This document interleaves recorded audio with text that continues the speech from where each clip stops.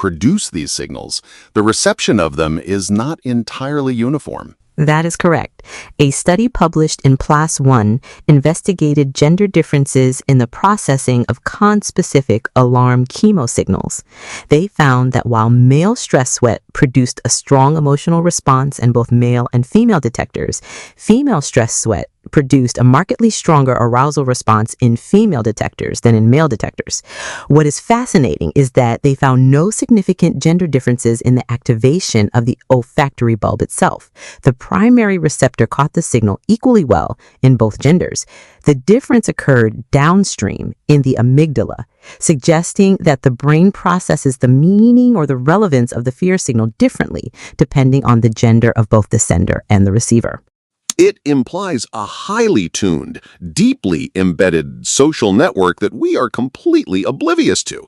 We spend so much time analyzing body language, vocal tone, and facial expressions, believing those are the primary channels of social interaction. Meanwhile, an entirely separate chemical dialogue is happening in the background, dictating our baseline anxiety levels and shaping our perception of reality.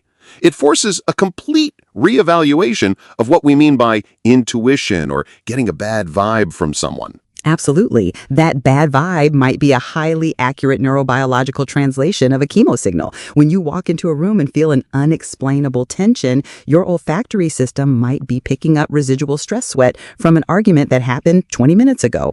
Neurobiologist Noam Sobel has even suggested the wild dream that if we can isolate these molecules, we might one day develop nasal sprays to treat anxiety, bypassing the digestive system and blood-brain barrier to speak directly to the limbic system. We are only just beginning to decode the chemical vocabulary of human emotion. The invisible chemical battlefield shapes our interactions long before a single word is spoken, proving that our emotional states belong as much to the people around us as they do to ourselves.